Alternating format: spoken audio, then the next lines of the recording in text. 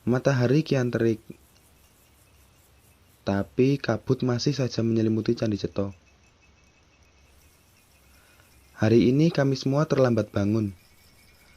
Alhasil jadwal pendakian molor dari rencana yang seharusnya berangkat pagi berganti siang.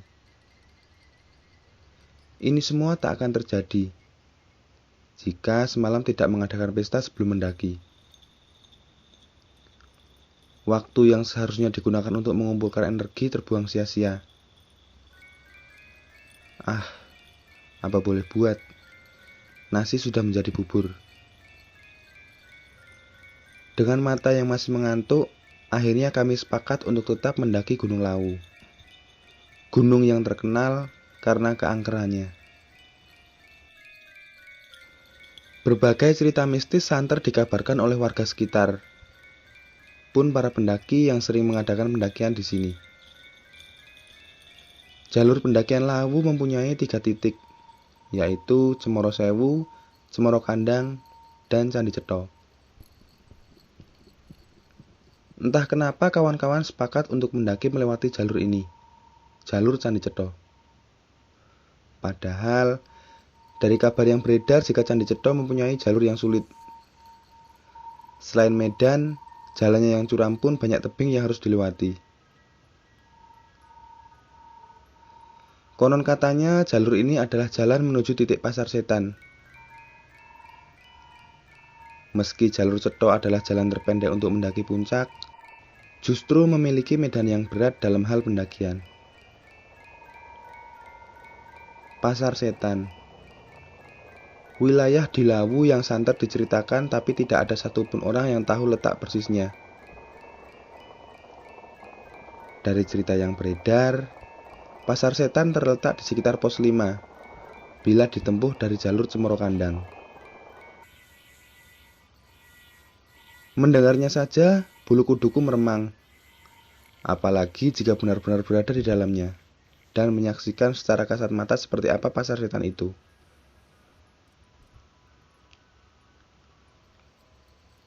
Sebelum memasuki kawasan pendakian, kaki sudah dibuat lelah karena harus menaiki anak tangga yang entah berapa tingkatannya untuk sampai ke candi. Ada jalur lain yang mempermudah untuk melewati. Sayangnya, kawan-kawan lebih memilih lewat sini. Jadi mau tak mau aku harus mengikuti kemauan mereka.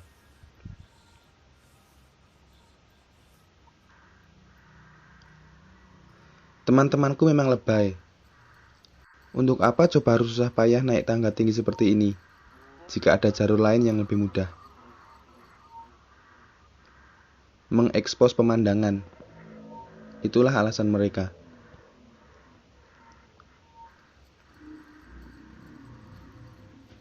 Setengah jam lebih kami menaiki anak tangga, hingga sampailah di puncak candi yaitu Kuil Saraswati. Di dalam kuil tersebut terdapat sebuah kolam atau mata air.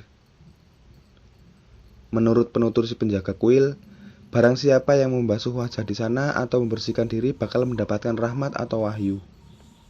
Namun, hal seperti itu bagiku kurang bisa dipercaya.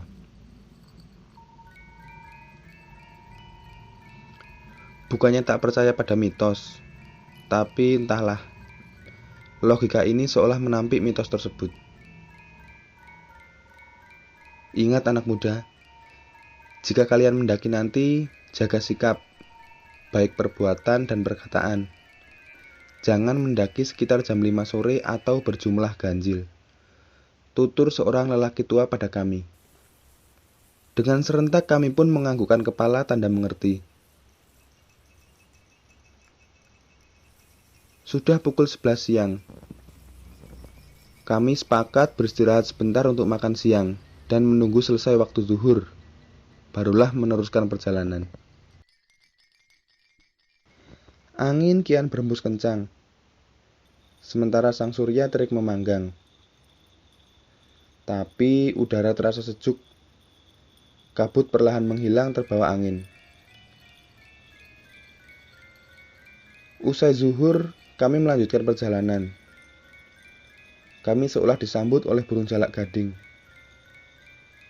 Sepanjang perjalanan, burung itu terus mengikuti kami.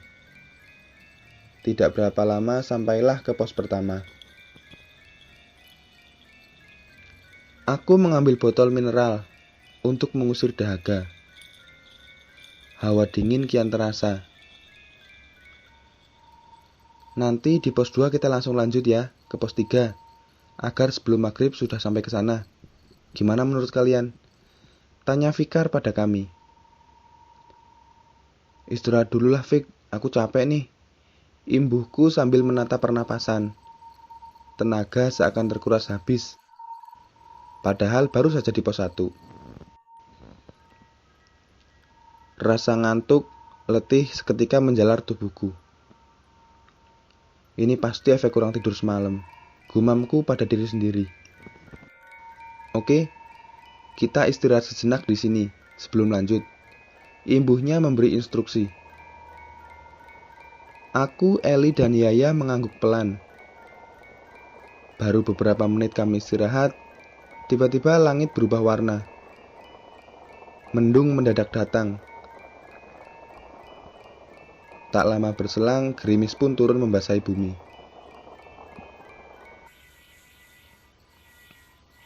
Duh, gerimis lagi. Langitnya juga gelap. Gimana nih? Jadi lanjut atau kita di sini dulu menunggu langit berubah warna? Sepertinya cuaca tak mendukung. Kita berhenti di sini saja, mendirikan tenda, sambil menunggu hujan reda, ucap Yaya. Semua serentak untuk menanti cuaca cerah kembali. Sampai maghrib menjelang, hujan kian deras. Tak ada tanda-tanda akan reda. Akhirnya kami memutuskan untuk bermalam di pos 1. Dan perjalanan dilanjutkan esok pagi. Hawa dingin menyeruak. Ditambah hujan deras kian membuat suasana seperti es. Sesekali kabut datang menghalangi pandangan, tapi tak menyurutkan kami untuk beraktivitas di bawah hujan. Atas bantuan petugas di pos penjagaan, kami menumpang membuat makanan serta menyajikan minuman panas untuk menghangatkan badan. Perlahan hujan pun mulai mereda, tapi malam kian larut. Dedaun, rerumputan, juga pohon yang basah akibat tangisan langit itu masih terdengar meneteskan sisa guyuran hujan. Aku menggigil hebat, seolah semua sendi ini terasa kaku. Teman-teman nampak kebingungan melihatku.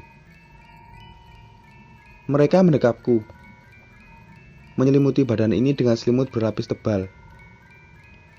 Sayangnya itu tak cukup membuat tubuhku hangat. Bahkan minuman panas pun tak mampu membuat raga ini berhenti menggigil. Eli dan Fikar keluar tenda. Mereka berpamitan untuk mencari bantuan dan meminta kayu bakar kering, agar dapat digunakan sebagai penghangat badan. Aku mengangguk tanda setuju. Sementara Yaya tetap di tenda.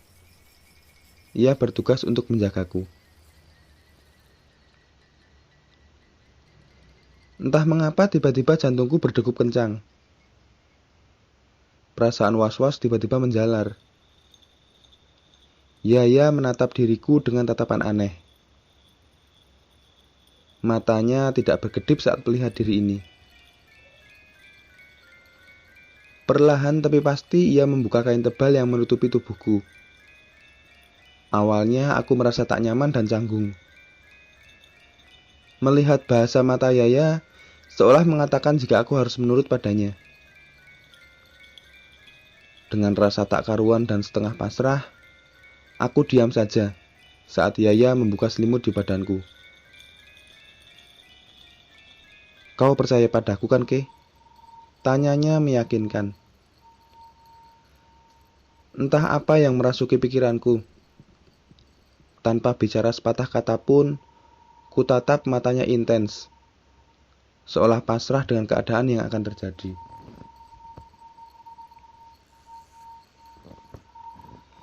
Angin berhembus kencang, kabut pun menebal. Suhu badanku semakin menurun. Kedinginan ini bagaikan penyakit yang menggerogoti jiwaku. Kesadaran ini menipis, membawa diri terhanyut oleh suasana. Malam kian kelam. Hawa dingin semakin menusuk pori-pori kulit. Terdengar dari luar suara burung jalak serta burung hantu menyuara seolah menyaksikan apa yang tengah terjadi di antara kami. Entah dapat kekuatan dari mana, kesadaranku mulai kembali. Aku tersentak, terperanjat, dan bangun dari tempat asal, melihat diri yang sudah tidak patut dipandang. Aku mendorong Yaya agar menjauh dariku. Kemudian aku bergeser dari tempat semula.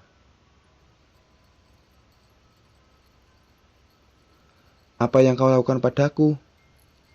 Aku panik melihat diri sendiri yang hampir setengah tak terbungkus kain. Maaf, aku hanya membantu menghangatkan tubuhmu, jawab Yaya. Tapi bukan begini caranya. Sentakku memecah keheningan malam. Kau tahu kan, kita tidak diperbolehkan berbuat tak pantas di tempat seperti ini. Ya, aku tahu. Aku hanya berniat membantumu. Tak lebih dari itu. Kilahnya meyakinkanku. Lagian, kita tak berbuat yang melanggar norma kan? Jadi santai saja. Apa kamu bilang? Tak melanggar norma katamu. Bahkan perbuatan kita sudah mencoreng norma itu sendiri. Kita tak berbuat apa-apa. Hanya sentuhan kecil saja. Dan karena itu, kau tak lagi menggigil kan? Jawabnya enteng. Namun justru membuatku kian tersulut amarah. Tanpa banyak bicara lagi, aku berbenah diri kemudian keluar tenda dengan perasaan dongkol. Muak, benci, bahkan jijik pada diri sendiri. Hujan telah benar-benar reda. Suasana hening. Hanya ada nyanyian jangkrik. Rasaku campur aduk tak karuan seperti sedang putus asa.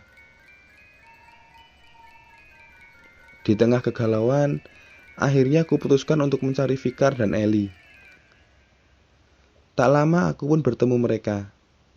Eli dan Fikar nampak heran melihatku.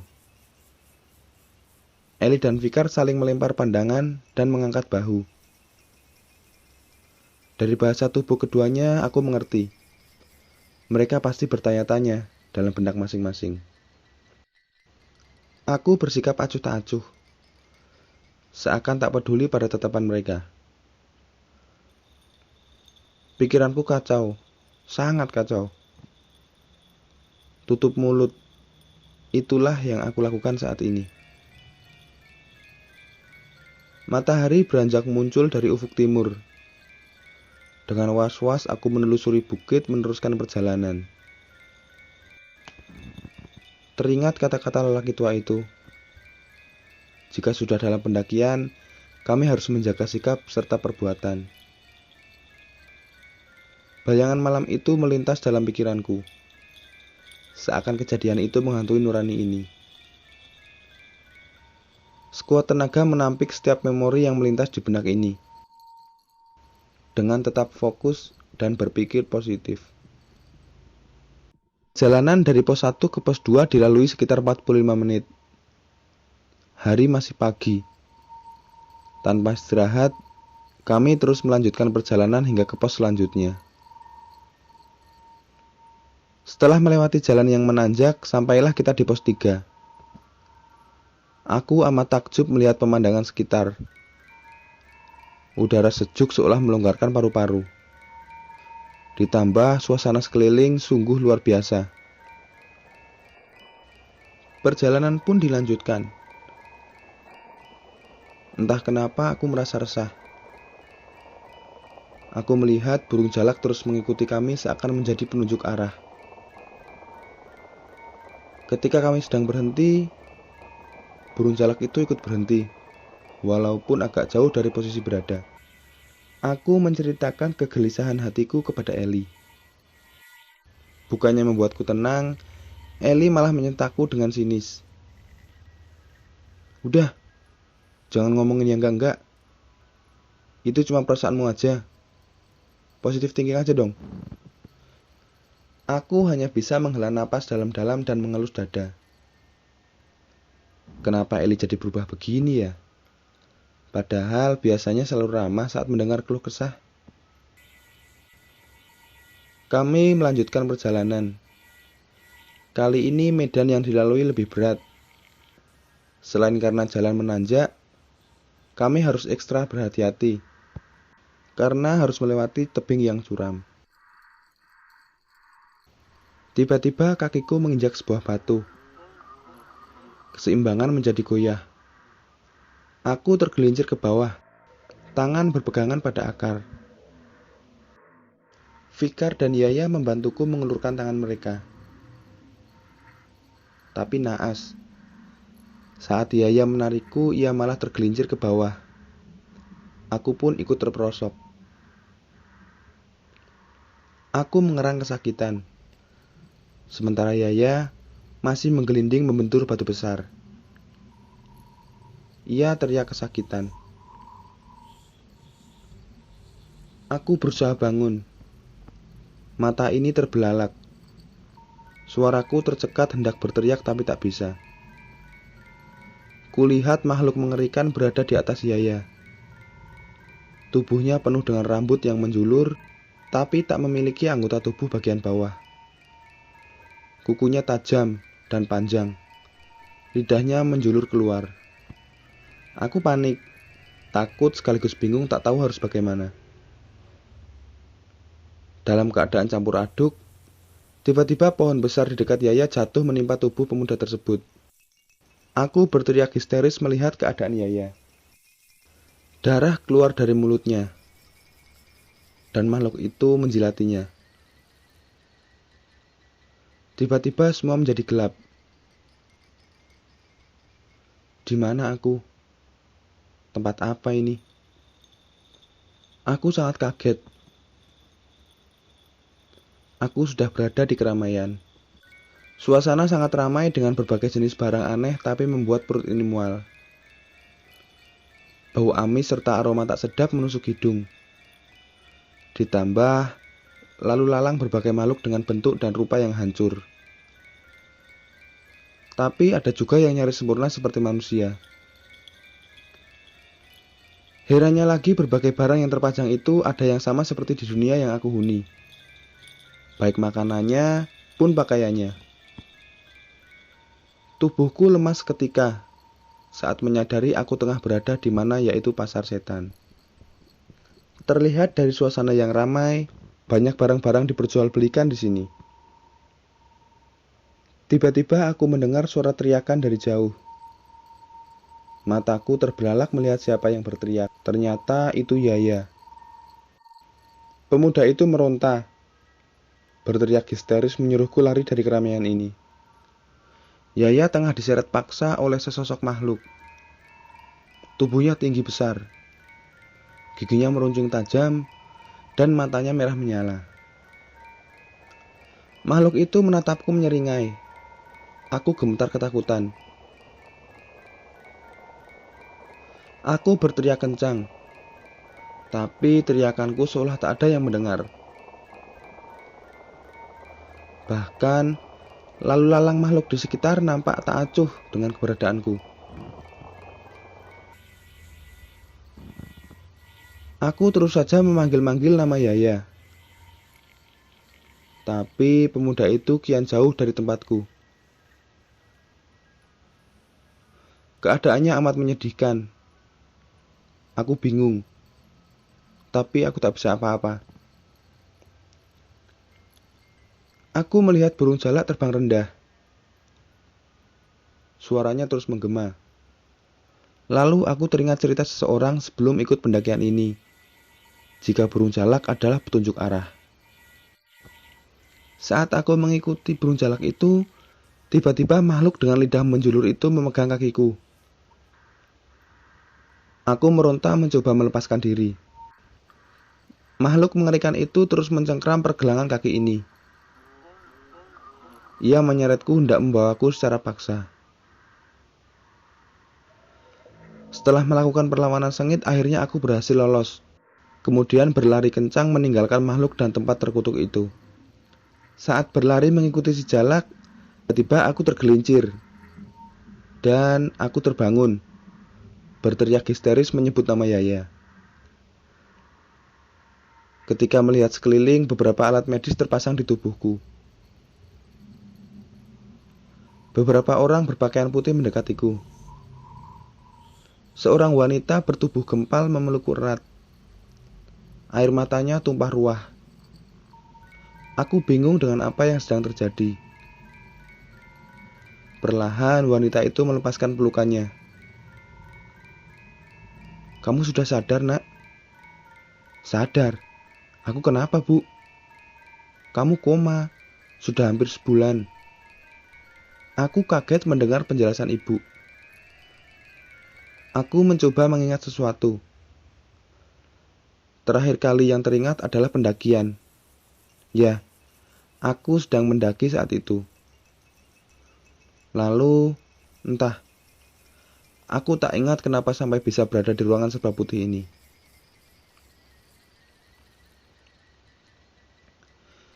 Setelah beberapa hari, teman-teman yang mendaki bersamaku membesuk. Mereka menceritakan kronologi yang menimpaku dan Yaya. Air mataku seketika tumpah. Rasa bersalah, sedih, kecewa, marah pada diri sendiri bercampur menjadi satu. Andai saja Yaya tak berusaha menolongku waktu itu, pasti ia berada di sini saat ini. Namun, apa mau dikata? Arang tak dapat melintang. Takdir tak dapat dilerai. Dengan penyesalan yang teramat dalam, aku sesenggukan menangisi kepergian Yaya di alam baka.